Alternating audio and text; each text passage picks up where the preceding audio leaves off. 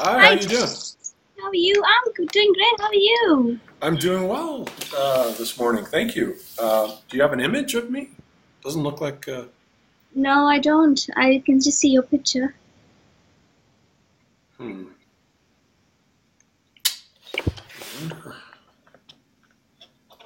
Plug the camera, maybe. Try the built-in camera.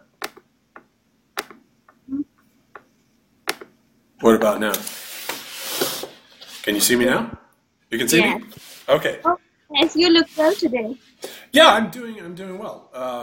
Yes, this is our what we're up to seven philosophers now that we've interviewed. This will be the seventh.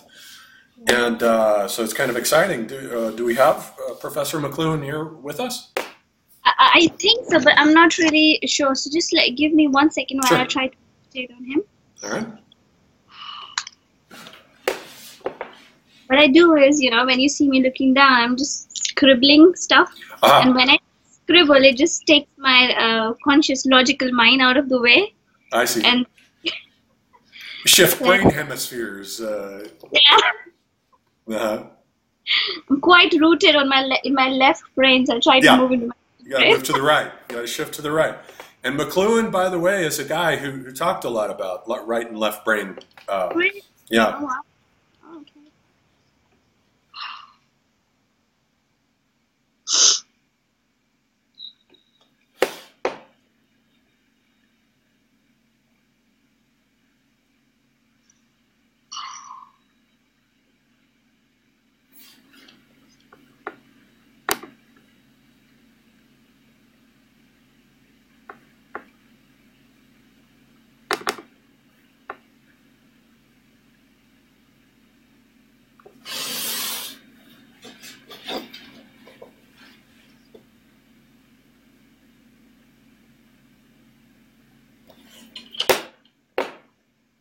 All right, I can feel him. I feel his energy around. I was just giving it more time to sort of get into a feel of his personality, Mhm. sort of a personality he is, and just that allows me to get the answers better and keep Shruti out of the way as much as possible. So the kind of personality that I'm feeling for him is he's a very perceptive, cheerful, and very witty individual. Yes, that's correct. Extremely witty. Yes. Yes. So he's that type of a person. So very pleasant to be around and very interesting. And I just know that we are going to have some very very interesting conversations today. Yeah, I think so too. All right. So he says, what is he saying? He's talking to you. Um,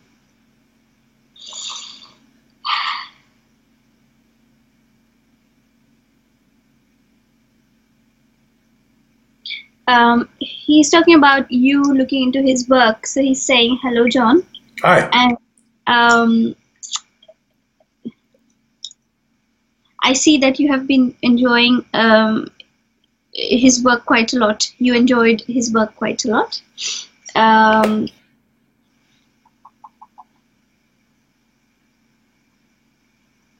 and he says you too are very perceptive, a bit like him. Yeah. Yeah, he's Professor McLuhan. You're one of my all-time absolute favorite thinkers. I'm Yeah. so glad that we have this opportunity to speak with you. He says, I am ready to explore this communication and this medium. Yeah. Great. Um, Application. Yeah. okay, then. So my first question, and I guess, Professor McLuhan, when you were on television and all these TV shows back in the 60s and 70s, you were always commenting about the nature of media. You were talking about, everything from television to movies to comic books and how all these media functioned.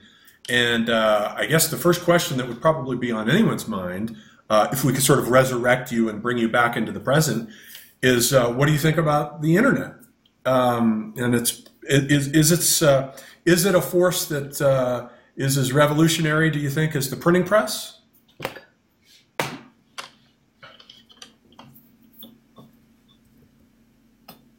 um, he sees them equally forceful.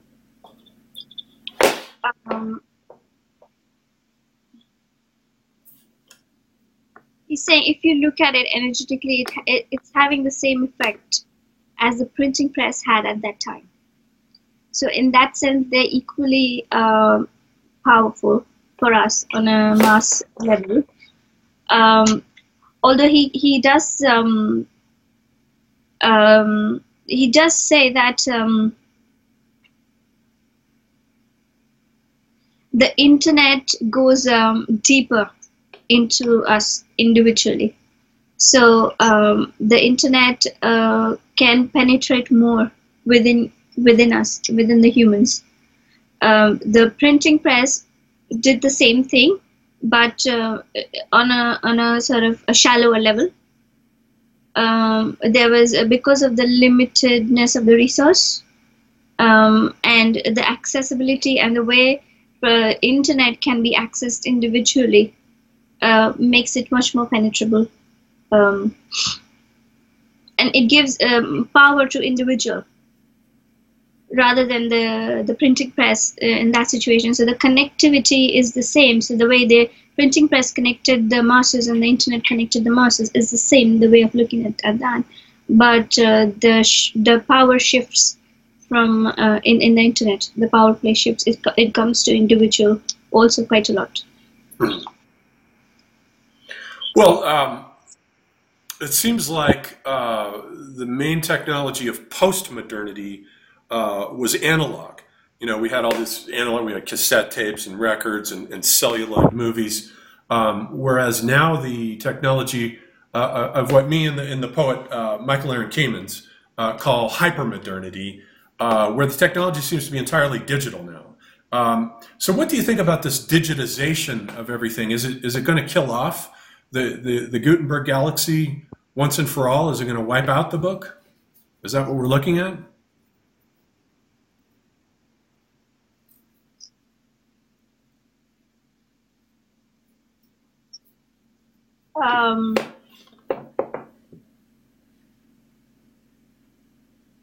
He's thinking. Not getting anything.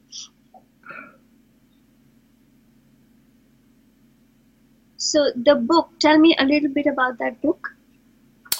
The idea. I was just asking him about whether he thinks that the digitization of our society will kill off the printed book. You know, the actual physical text, with everything being translated into electronic pixelation on video screens. Is that going to end the book and just transform it into pure self-luminous electronic stained glass?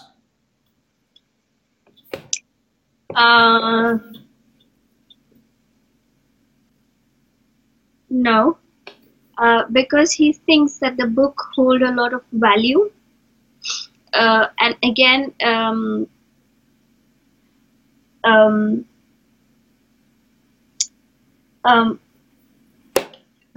the slowness of the book, the stability of the book means that you receive much more from the book than from the digital media. So he believes that the person who is reading the book gets a lot more from it than the person who watches it in the movie media, in the digital media. So he thinks that the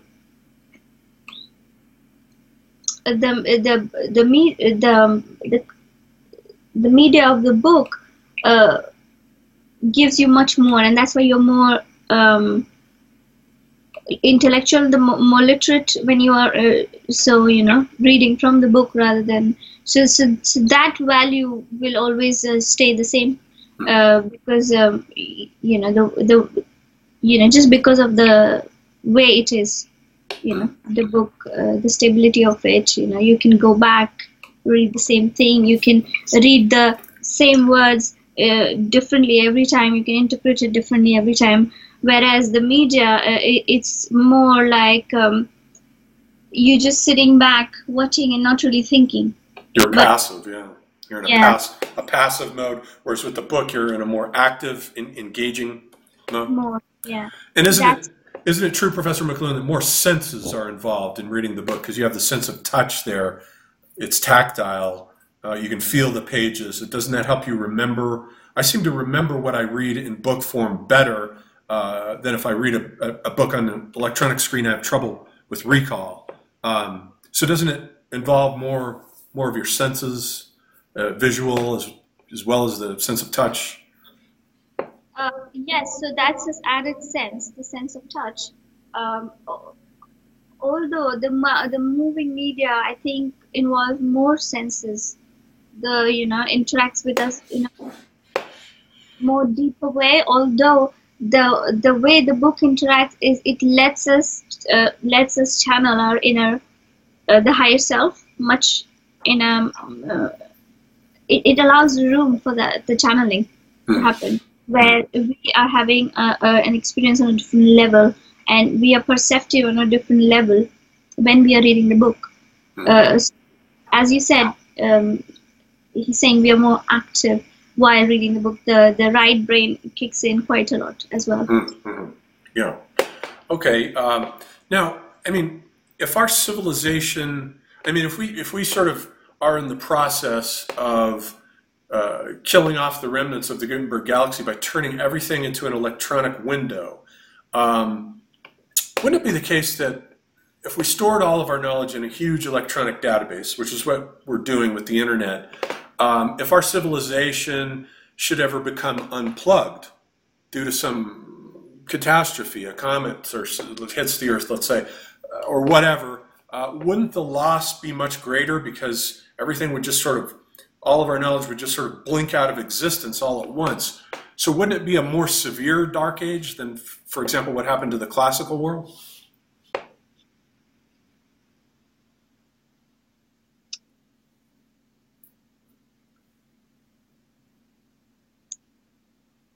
He's talking about he's looking at it from a different perspective now, being in the other world. And he says the information is everywhere and not just in the internet, in the boxes. So the comet will have the equal effect in any situation. But the information that is written is within us. It's everywhere, not just in the books and the boxes, the servers. He doesn't see it. He doesn't see it affecting in a much harder way with the age of internet. If you want, you can ask further questions so that he can go deeper into it.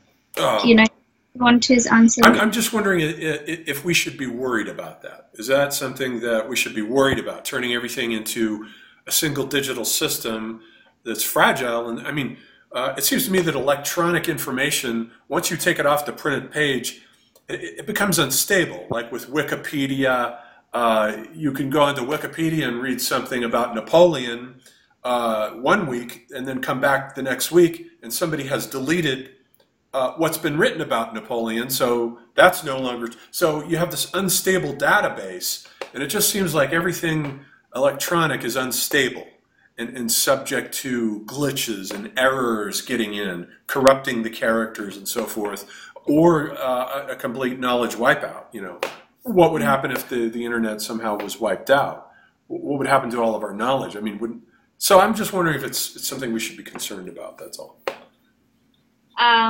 He was being really witty in between there. I sort of lost the chain of thought, and that's why I was smiling. He was talking about when you said that, people, you read something about Napoleon and then it changes the next week. He really enjoyed that, I think.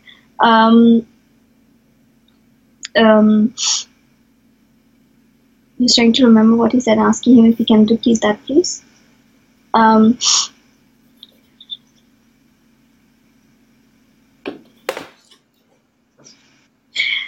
He's saying, no, we don't need to be worried. If it was hard printed, then that's when we have to be worried. We would have to be worried if it was what? It is hard printed, like you said. If something is hard printed, then that is something to worry about, according to him. And he's saying that because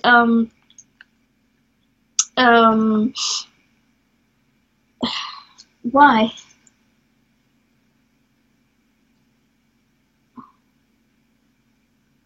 Well, he's talking about how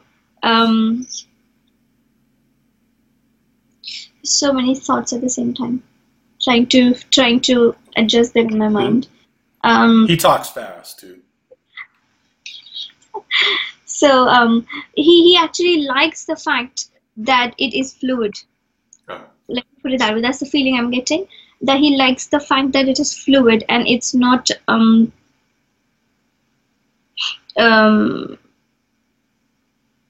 so it gives the internet or that medium much more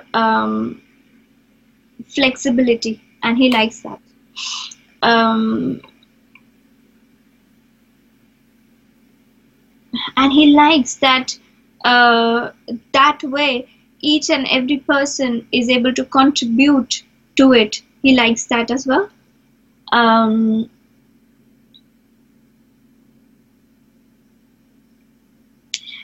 that way also, he also likes that the information can be accessed by each and everyone who has access to the internet. Because it's not physical, it is available to many other people, which means whoever reads that information, it becomes a part of that person. And that way it is retained in the person. So you can imagine as many people are there in the world, they each are a source of information. So everyone has more access to information, and everyone is a source of knowledge. So he likes that fact, and he says that is so we don't need to be worried about it. Okay. Yeah. All right. So he likes what's happening. He likes what's happening. Okay. He likes digital media. He likes the electronic media, and the way that has an effect on people, rather than the way the internet has an effect on the people, the way that internet affects us, he likes that. He thinks it's very beneficial. Yeah.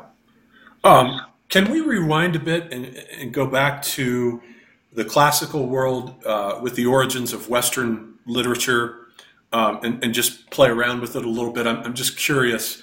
I'd like to have a little bit of fun.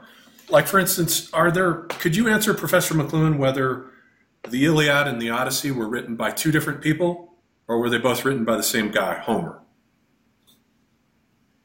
Well, you have to tell me a little bit about it. The Iliad and the Odyssey are the first two texts in the West. That's the earliest Western literature for the West. And the Iliad and the Odyssey are ascribed to Homer. They're both written by Homer, but stylistically they're very different.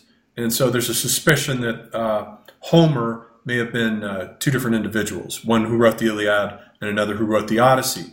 I was wondering if Professor McLuhan could shed some light on that.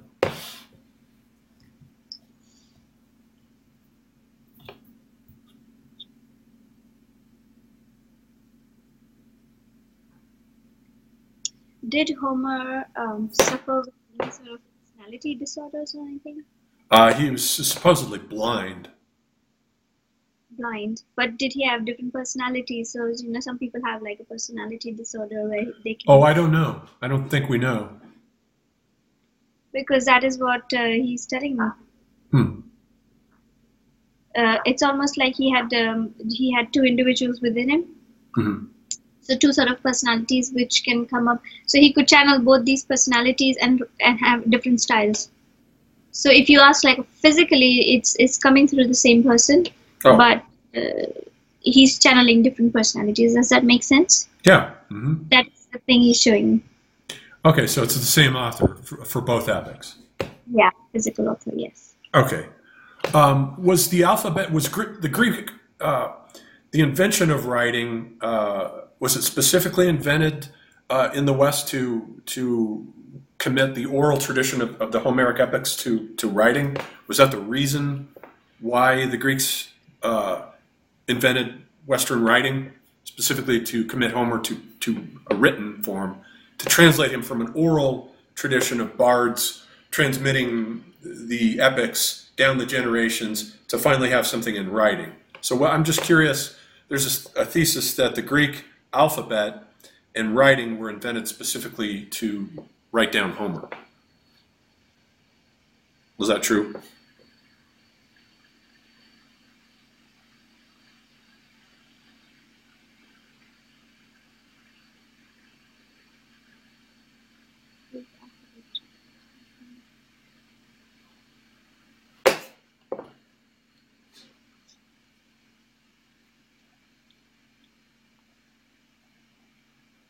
He shows a scene to me which I can interpret in my own way, but he's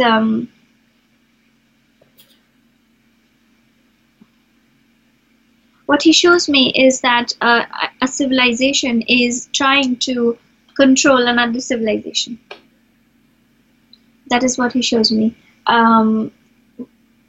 And they came up with this idea of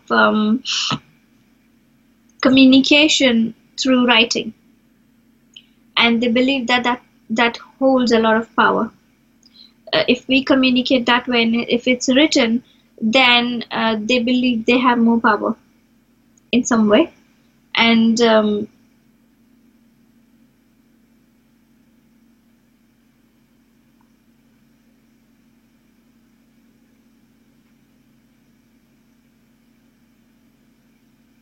so it does feel like it was written for that reason. Where does Homer come in this? I don't know, but that's what he's showing me, that it was for one civilization to take over another civilization, and that was the reason that motivated, or that's the idea that came in. Mm-hmm. So was the alphabet, was it invented by the Jews in the Sinai Peninsula, or was it invented by the Canaanites at Ugarit? Or was it both?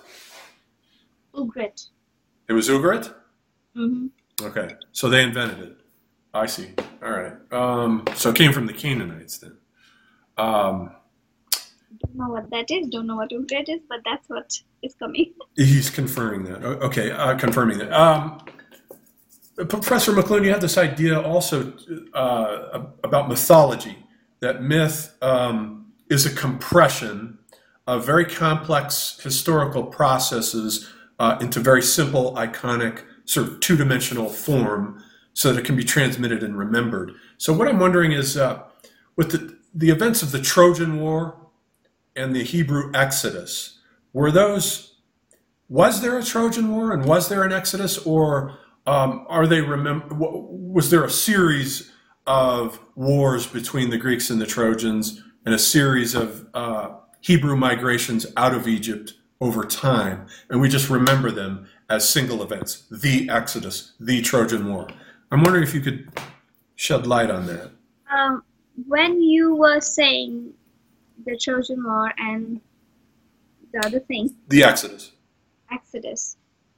he was referring to both of them as same. So it is the same thing. If that's how it's being told, then say that they both are the same thing. That they took place around the same time, around 1200 BC. So there was a single Trojan War? Yes. That was, okay, that's written about in the Iliad and the Odyssey. I think the Exodus followed it. And the Exodus also was a single event? Yeah. So these were single actual historical events that took place around the same time? Yes. Okay. Now, during this period, there was a lot of chaos. All of this is coming out of a dark age that seems to have been brought to the Eastern Mediterranean around the year 1200 BC, and we get these peoples that are called the Sea Peoples, and they seem to be barbarians that are going around destroying everything. They wipe out the Mycenaeans, they destroy the Hittite Empire, they pillage and raid most of Palestine, and only the Egyptians are strong enough to stand up against them, but they seem to have wiped everyone else out. Where did the Sea Peoples come from? Did they come from like the Western Mediterranean and migrate east, or did they come out of the Black Sea? Or can you tell us, McLuhan?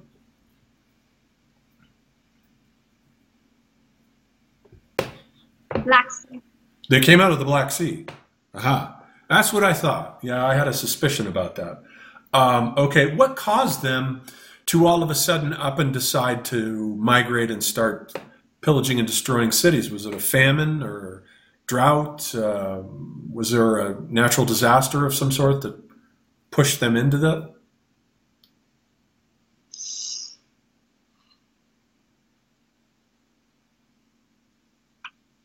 He's saying unsuitability of the environment for survival.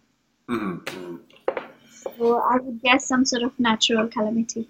Yeah. Some sort of in the nature. Yeah.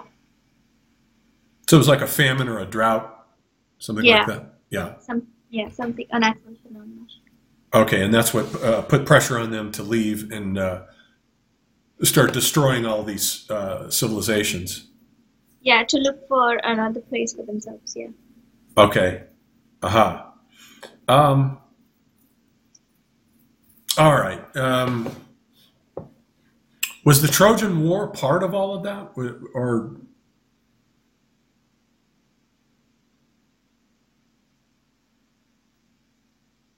It seems to have happened. Scholars say like 1250 BC, so it seems to have been happened before the Sea Peoples started their raids. Is that correct? The Trojan War, you said it's in the Egypt area, isn't it? It's in the area of Asia Minor, which would be Turkey, right at the entrance to the Black Sea.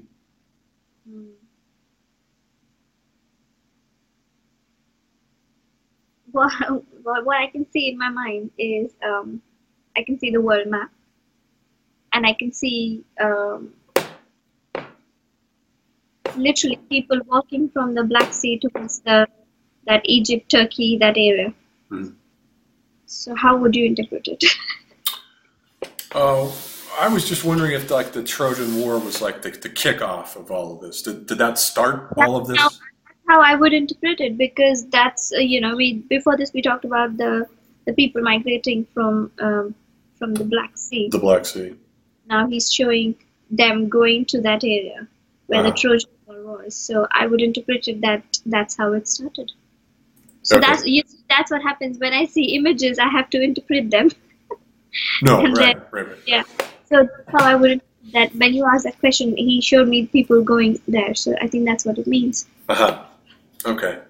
I was just curious about how Western literacy in the alphabet and so forth comes out of all of this chaos of this Völkerwanderung that took place with this Dark Age, with all this chaos going on, and then writing in the alphabet eventually appears and comes out of that with the Jews. So were these people who migrated from Black Sea, were these the people who were called Ugret? No, these are the Sea Peoples. They're just nobody knows where they came from. But they seem to have lived on the ocean and just went destroying one city after the next along all the coastlines in the Eastern Mediterranean, Cyprus, and the Egyptians were the only ones strong enough to resist them. I see. So were these like really intelligent people?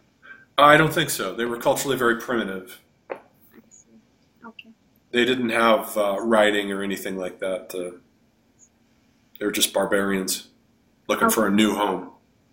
Okay. Professor McLuhan, so shifting gears a bit, you were famous for saying that the medium is the message. So I'm curious what you think of the medium of using a medium to communicate with the dead. I'm curious what you think about this medium. Can you say anything about it? Well, funnily enough, he was commenting on that in the beginning of the session. Ah, Um,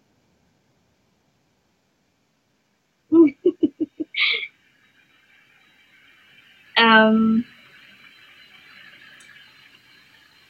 he's fascinated by it.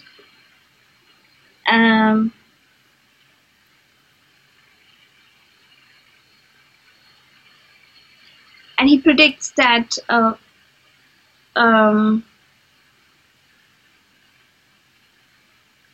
after the technology, the digital media is exhausted, and the next thing will be this type of communication within us.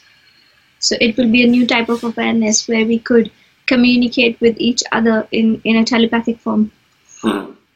So we will be much more aware of, and we will be,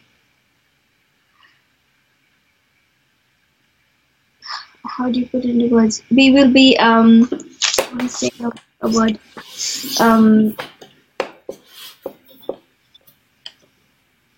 We will be able to handle this communication better. We will understand how to use this communication in a effective, reliable way, he's saying. okay. I mean, have people been using mediums to communicate with the dead all through history? Is it something that goes way, way back, like into the Neolithic?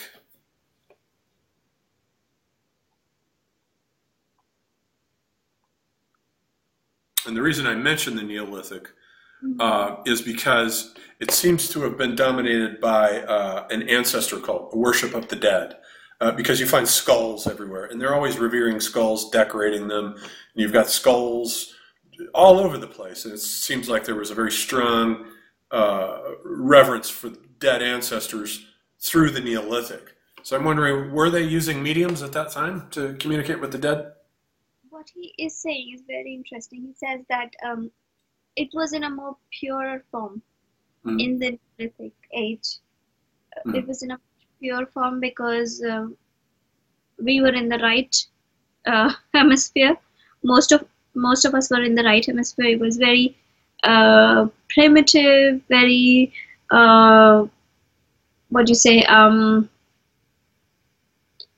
so very innocent, no logical, not too much of the logical brain coming in there. So it's in a very primary, we were in a very primitive stage, very primary, very into the body, very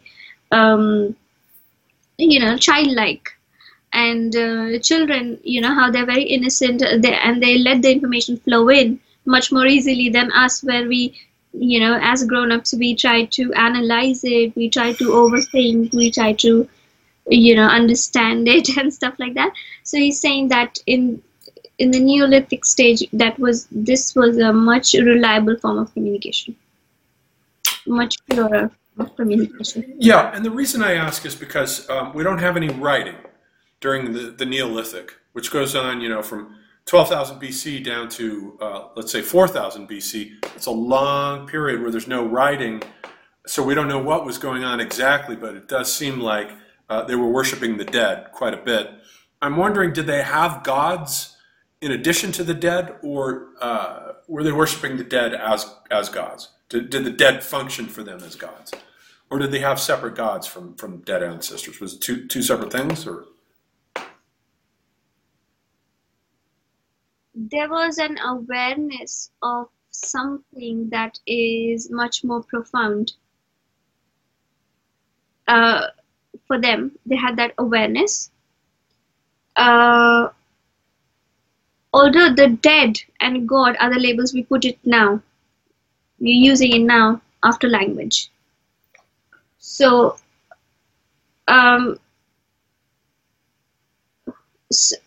so if we take the labels out, what is that? That is just an awareness of something greater, something profound, something more powerful, probably, something wiser, something more knowledgeable, something you can rely on to survive, something you can rely on for the betterment of life, of living. So it was the same thing. They had the awareness of something existing in a non-physical form, which was much more, a profound thing. They had that awareness. But do you want to know if they compartmentalize them like gods dead? Yeah, I'm wondering because once high civilization comes along, let's say with the Sumerians, 3500 BC, we have writing, but they have all these gods. Enlil is the god of the sky, and Enki is the god of the watery abyss, who solves every technological problem. And you've got Ishtar, Inanna, the planet Venus. So you've got all these deities now that didn't seem to be there in the Neolithic. During the Neolithic, it just seemed like they were worshiping the dead. I mean, that's what I get from studying the Neolithic. That's very strange. Yeah, because you both were on the same page. Before you said that, he was talking about the sun god. He was showing me an image of them being in awe of the sun. Yeah. Mm-hmm. So it's that the recognition of something which is so much greater than themselves, so much greater and so much more powerful. So in the surroundings, they were aware of the greatness of the sun, the forces of the nature. So anything that could affect them and they were fearful of would be more powerful in as understood as more powerful.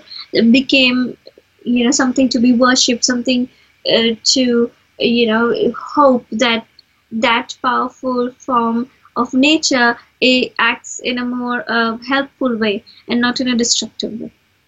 So it's much more favorable. So it's that hope turned into the worship, and superstition and all of these things came in. And there was this other awareness of because there were some people like mediums, like I am, where I can channel consciously, and also I can trans channel, which means I can allow a spirit to take over my physical body, wherein my consciousness sleeps, goes away, and another consciousness can use the body for some time. So that used to happen involuntarily at that time. So not really in control. So there were people who would involuntarily channel dead people or entities and give away some very useful information about, probably use this plant. It's good to it helps with the fever. It helps with the infection. So that go to that plant in the forest and use the leaves and do this and do that, and probably so a lot of these where like women would figure out remedies and herbal remedies and so forth and plants to help with illnesses. They were getting suggestions from the dead, guiding them to these things. Yes, many times they were being guided in a more explicit way, where the spirit takes over, and many times it was in a more sort of covered way, where they are guided intuitively because of their interest or because of their own willingness to do something for the people, to help them so it was if a person had compassion for people who were suffering because of the illness, then they would want to know the remedy for it, and then they were intuitively channeled and they were intuitively guided to find remedies. And sometimes the spirits could come inside the body of a channel, a medium, and could actually give out that information through them.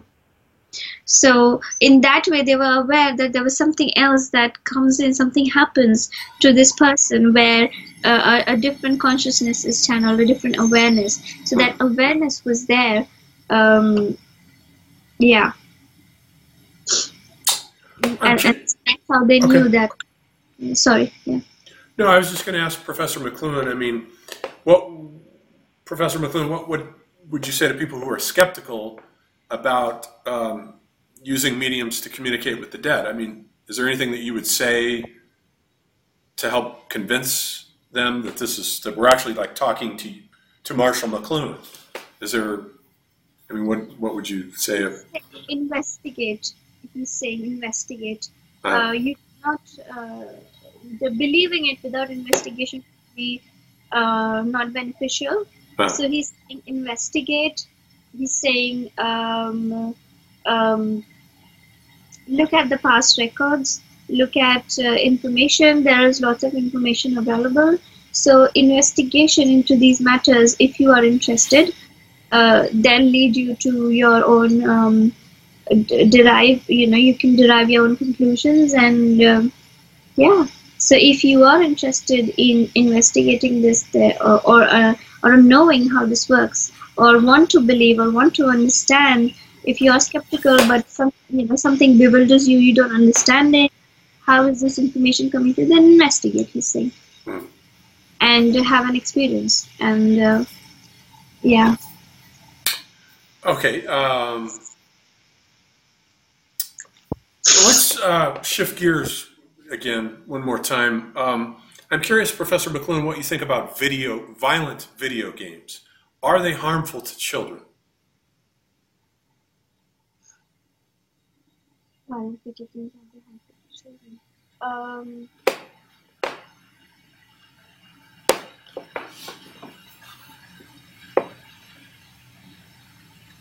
That's very strange. I wouldn't say that, but he's saying they are a way of expression, or they are a way of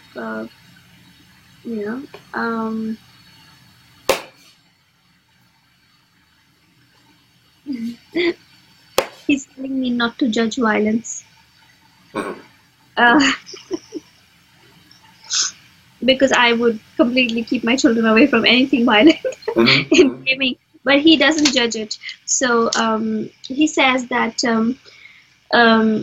it is a way of expression. You express yourself through violence. It is a part of us, he said. Yeah, you always used to say that violence is a quest for identity. That was one of your aphorisms. Well, let me ask you this then. Is there a link between violent media and violence in society? Is it the case that the more we're exposed to violent media, the more likely we're going to have violence in our society? Is there a connection?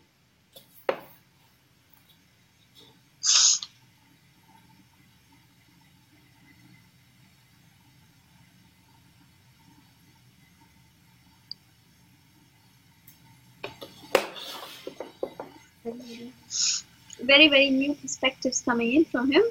He is talking about, of course, there is a link, and although he wouldn't blame it on a media, he's saying that it is a very subjective experience.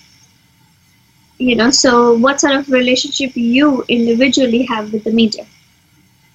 What sort of news do you enjoy watching, for example? So he's talking about how the experience of the news is subjective to the person who's reading it. So what sort of effect it has on you?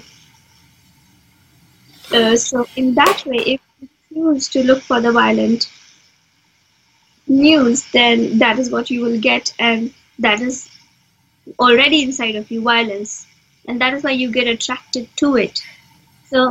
So how can you say that the media is having that effect on you? I see. So these individuals are already violent.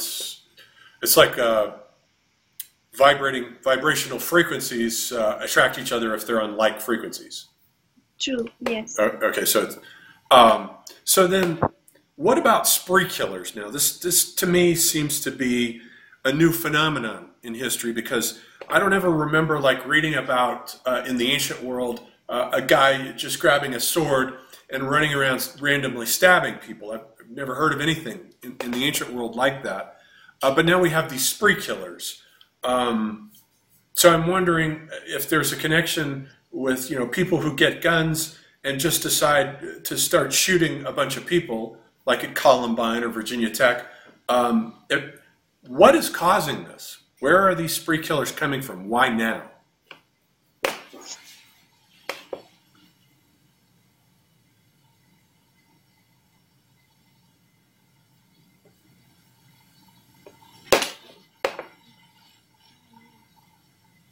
What an interesting question that is. Give me some time, please. Sure. Yeah.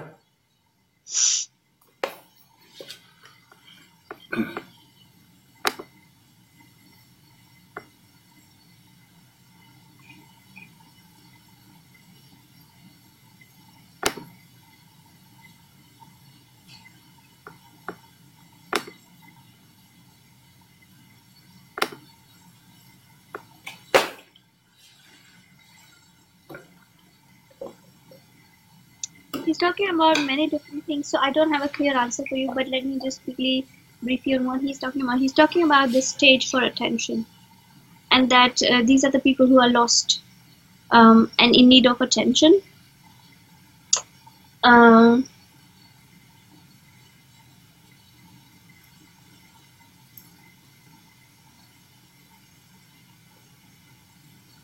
So many things. He's showing me children being ignored by the parents, and the basic need of attention and nurturing not being fulfilled for these people, and so they're sort of needing a stage to get attention. It's all attention-seeking behavior.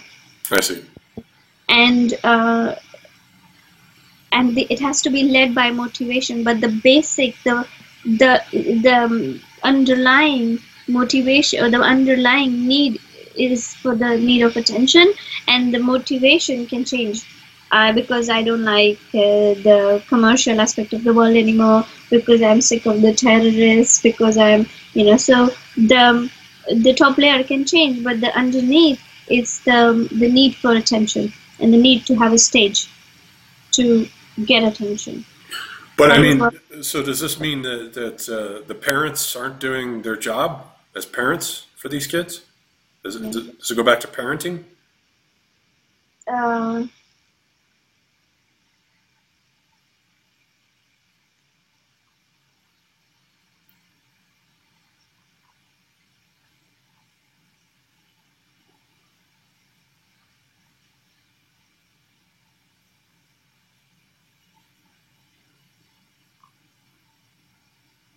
He is, yes, somewhere, and he's talking about the fast-paced environment that we are in. With the digital advancements, with the new sort of communication techniques coming in, and the faster, our minds run, the faster, we want to grow, we want to achieve this, that. So as we are connecting more with people who are far away from us, so as we are connecting to people in different countries from us, we are sort of losing touch with the people who are sitting next to us. So in that way, we are getting a lot virtual. The friendships are virtual, the relationships are virtual. A lot of things is becoming virtual, and that means that as our attention is spanning, we're running too quickly here and there. The person who is sitting right next to us is sort of not getting the physical attention, the immediate attention. And it's not because of the internet. He's not blaming the internet. It's not because of the mobile phones. It's not because of the internet. This has started with the press. This started with the press, with the telephone, with the radio, with and it's the TV, and now with the internet. So it's gradually, So we are recognizing the needs now to ground, to come back to the person sitting next to us, to come back to ourselves, where we are more aware of what's happening within us, inside our own mind. So we are sort of becoming more spiritually led in that way. So this need of immediate attention has, not been fulfilled sometimes to a greater level, and these people they don't feel that they are being heard, or they are being understood, or they are being they are anyone really, So these are really lost souls who are like completely feeling that no one is listening to them, in the sense, and and they're not getting the attention that they deserve. And they sort of, for a long time, they have it in their energy. This is a big, showing a big hole inside a person's heart. There's this big hole that they want to fill, and eventually it goes on to really needing this now on a bigger level. And I need to, I need to take this out somewhere. I see. Okay. So it's like it comes out of a frustration because these people feel like they can't make a connection with anyone. So they get frustrated, and it just feeds a cycle within them of frustration mounting and mounting and mounting. So they feel like they have to do something violent to get attention. That's the way of expressing I'm not happy. Yeah. Mm-hmm. Okay, but there's a lot. I mean, there seems to be more and more of these people as we go along. So I'm wondering how we can fix the problem. Is there a way? Is there a way to fix it to prevent this from getting worse and worse and worse? Because it seems like the shootings in Las Vegas are like a record now. A number of people have died. So each one seems to get worse than the one before. Is there anything we can do to help these people? It's a very, very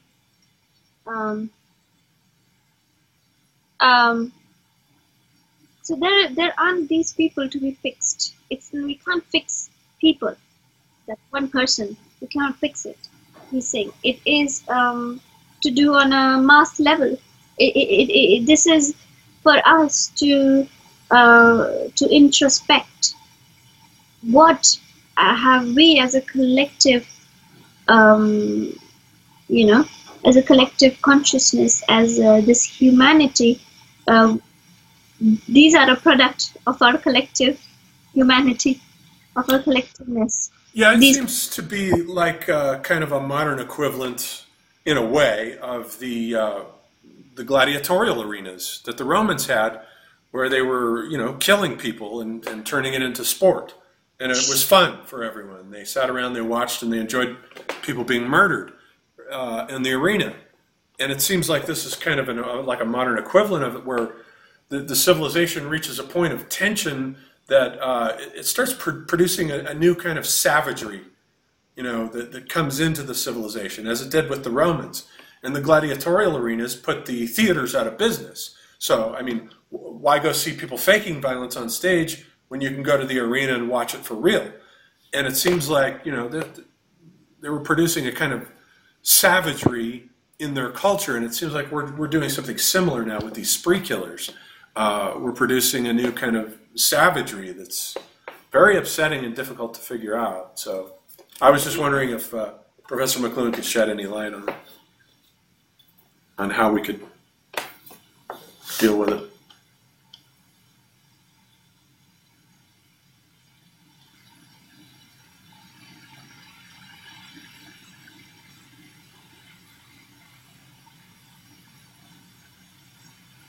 He's talking about impact.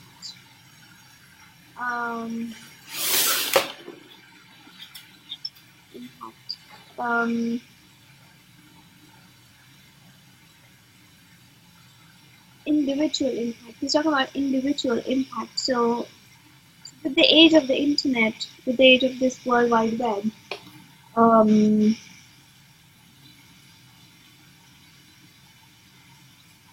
we individually are impacting. An individual can impact a huge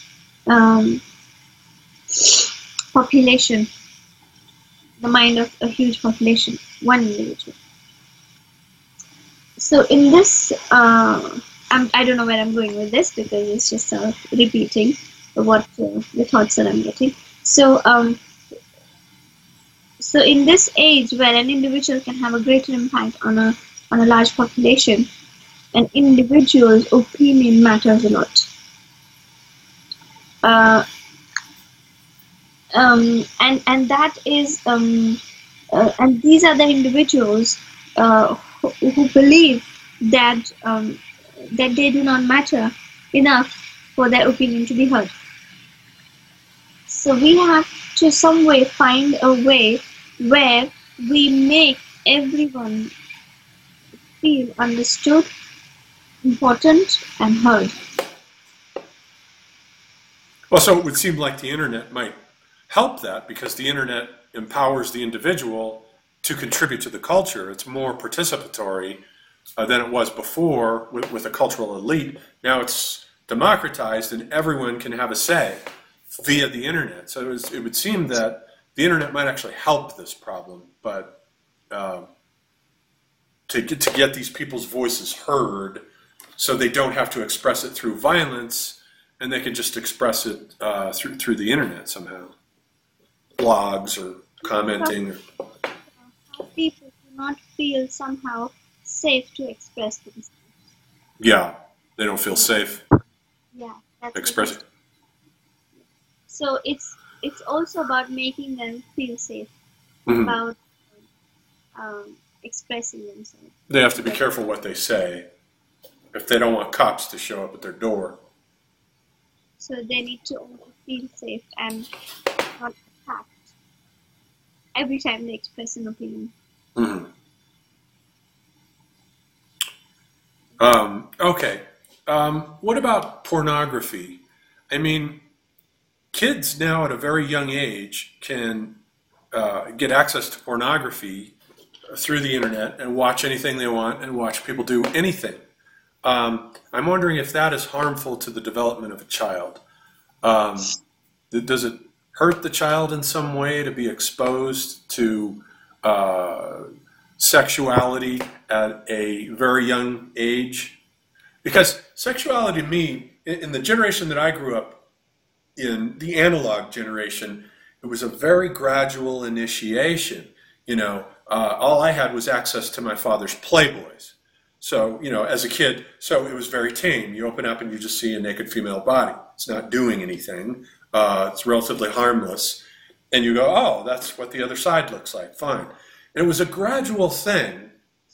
As I got all the way up into college, I didn't even watch porn until college. And at first, it seemed very threatening to me somehow. It seemed bad or dirty or vulgar in some way. It was a very gradual process. But now, though, with the internet, it's like they skip all those intermediate stages of, playing doctor or looking at Playboy. All that's gone now. They go right to the hardcore, straight to the hardest stuff. At, how old? I don't know how old these kids are looking at this stuff. But does it hurt them in some way? Should we be worried about it? Or can they handle it? And we're just, they're kids, they'll adapt, they'll handle it, and it's fine. Well, he what it should be. I'm sorry, I can't. He was just commenting that you are more worried than you should be. Okay, all right. I'm more worried than I should be. Okay, so. You're more worried than you should be. Since he was also talking about, yes, it does have, after a certain period of watching it continuously, it does have a derogatory sort of effect on you and your sexuality as a person. In the sense that you can become addicted and stuff like that. And sort of it can take you to another reality, which is not possible, really, because it's in that sort of way. So you can set unrealistic expectations and stuff like that. Idealized, yeah. Right. So although he's saying that there comes a stage in every person, as a child grows up and they go through their teenage years, that they explore their sexuality, explore that the coming of age within them in some way. So they will access anything that's in front of them for that exploration, because that's where that stage is leading them to. In those years they have to explore that side of being human. So anything that's in front of you, so Playboy, let's say, or the internet, or a human in front of you, another human. So anything can be used for that exploratory purpose.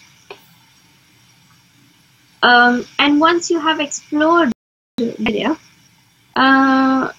and you feel that you know enough, you've had enough of it, you sort of go on to then satisfy other needs in your human experience, which is the need of understanding life, the need of earning money, the need of having a career, the need of having a family, the need of being accepted in the society, the need of being respected in the society. He's actually showing me Maslow's triangle. Yeah. So he's, I know about that because I've done an MBA and we were taught about that in that class. So anyway, so we were taught about the Maslow's triangle and how a person can fulfill, it has different needs at different stages of life. Right, so as the person explores that part, the sexuality, where they have explored their body and whatever, they've learned about that part of being human, and they go on to the other needs of being a human, where they need to connect, where they need to socialize, where they need to so that's what he's saying. So any media that is in front of you to satisfy that need at that particular time will be exploited by a person. And the availability does not really mean that it's going to have a negative effect on you. He's more worried about the effect it has on after you've had that natural phase of exploration, and then you go back to it to fulfill an emptiness which is not being filled by the other needs, and then you fulfill that emptiness with pornography. If you're not fulfilling needs of security, of love, of connection, of companionship, and blah blah blah blah blah, then you go and try to fulfill that need with these types of addictions like alcoholism, addictions like smoking, cigarettes, pornography. So drugs. So it's any form of resource can be exploited as addiction. Okay, yeah, I'm just wondering about the effect of all of this on our children. That's the thing, as a parent and so forth, that everything just seems to be available all at once in terms of violence and sexuality through this new media. It's like, Neil Postman, who was one of the professors who loved your work, McLuhan, wrote a book called The Disappearance of Childhood, where he talked about the fact that, all this new media seems to be getting rid of the whole concept of childhood, and children are behaving like adults at very young ages, and adults are behaving more like children. So, yeah, I'm just wondering about the effect of the exposure of explicit sexuality and hardcore violence, what it's doing to our kids. I'm just worried about it. He is actually commenting, and he is talking about you should be worried about fulfilling the emotional needs of children. And if the emotional needs are being fed, if the emotional needs are being satisfied, if they feel important enough, if they are given the right sort of attention, a healthy attention, and they feel safe, heard, important, and all of these things within them, then they are going to have a natural phase of exploration of that side, or exploration of violence, exploration of sexuality through porn, and all of these things, and then they're going to come back from it once they have had that phase, and they're going to come back to themselves. So it's when you are now the emotional needs of the children are not being fulfilled, then you can say that all these things, all these like porn and violence, are going to have a hold on these children in a negative way. I see. If they're not getting their emotional needs met, then this stuff can be damaging. But if they are having a healthy connection with individuals, with their caretakers, with the parents, with the tutors, with their mentors, then they will be able to communicate about their exploration, their sexuality, how their feelings are, and if they hear a healthy perspective, then they would know how to handle that resource, and most probably they are going to get what they need from that experience, and then not and it's going to have a healthy effect on them. Okay. Let's shift gears one more time here. Professor McLuhan, do you think that we will ever perfect space travel? Will we be able to leave the Earth on a routine basis and go to places like Mars? Is that ever going to happen, or is it beyond our skills?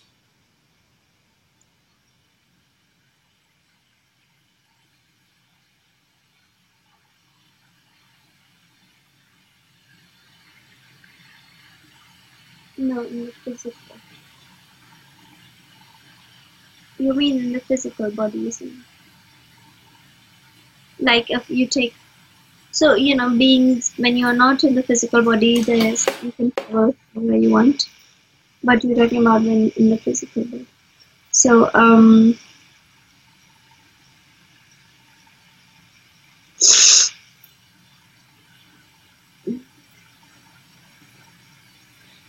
we will be able to travel, although not very, very far in the physical body.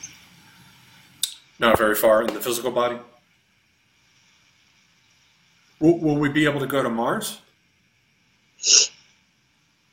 in the physical body?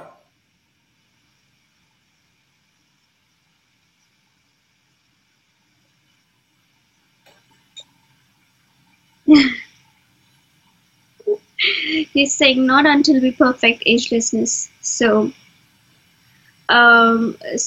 what if we are able to live longer, quite long, while on Earth in the physical body in a healthy form, then an individual can in his lifetime try to embark on this journey. I see. Otherwise over generation. Okay. Professor McLuhan, what was one of your favorite past lives?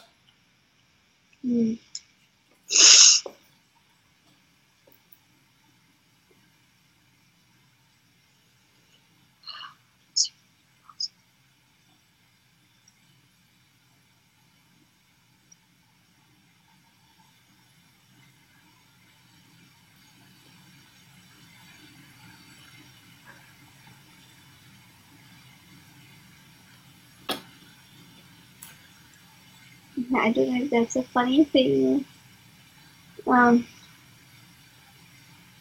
know what he's showing me? He's showing me a big brown bear, and he's very happily scratching his back on the tree. I don't know if he was that bear. He likes being a bear, huh? That's what he shows me. Uh-huh. So this careless, worryless bear, just enjoying himself, eating, and scratching his back on the tree, and going about his business. Uh-huh. Yeah. Just for a fun question, Professor McLuhan, can you see into any of my past lives? Can you tell me anything about any of mine?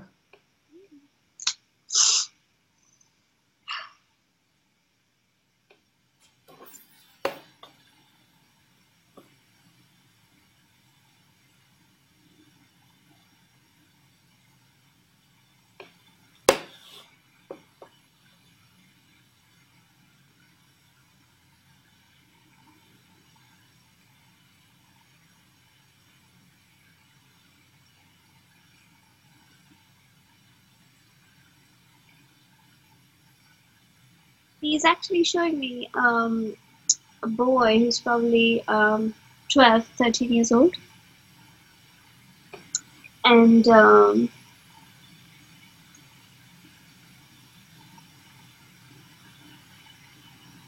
does that mean?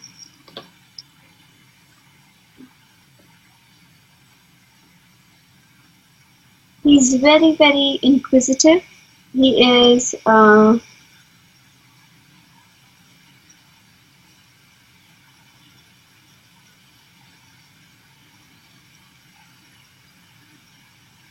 questions everything around him.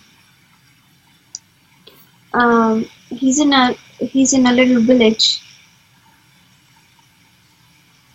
Although he died really young because of some sort of illness.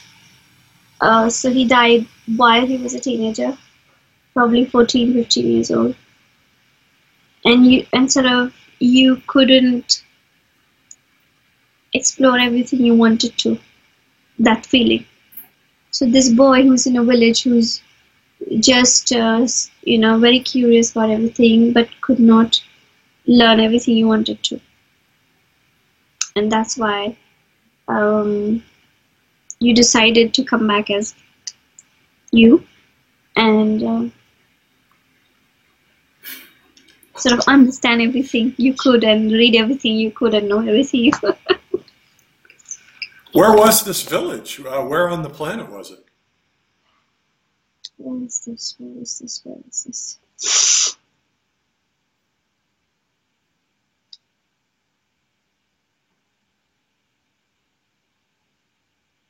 Where is this village?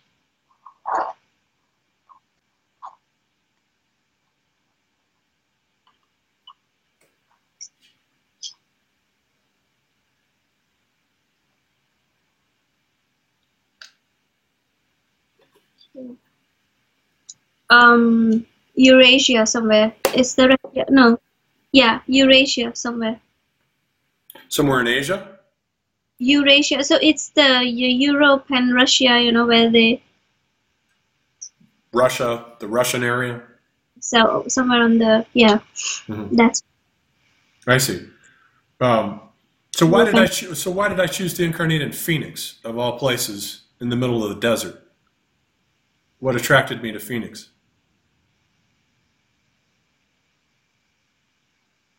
He's saying the availability of resources to you. So I don't know how you came about, this career and, into philosophy. I don't know how you got into it, but he's saying that the situations were favorable for that sort of life that you wanted. There were resources available to influence you in that area of life. I see. Okay. Interesting. I'm wondering about your offspring, your son Eric and your grandson Andrew. Are they going to be okay with this, that we chose to interview you from the other side? Do you think, are they going to object to this, or are they going to be all right with it? Because I'm friends on Facebook with your grandson Andrew. So he seemed kind of skeptical when we were interviewing the other philosophers. So I was a little bit hesitant to interview you for that reason, but you think it'll be all right with him, or?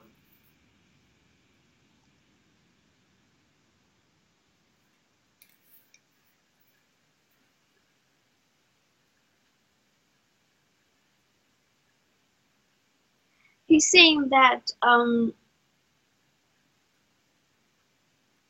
there will be a spark of interest there. Okay. And a sort of questioning in the mind of this. Yeah. So Andrew, maybe we'll find it fascinating. Is that what you're saying? Probably yes. Okay. I think. Okay, good. All right. Those are all the questions I had for you, Professor McLuhan. Thank you for agreeing to grant us this interview. It's been wonderful. It's been an awesome conversation. He's saying thank you, saying I enjoyed myself. Excellent. Okay, goodbye. I'm going to turn off the recorder.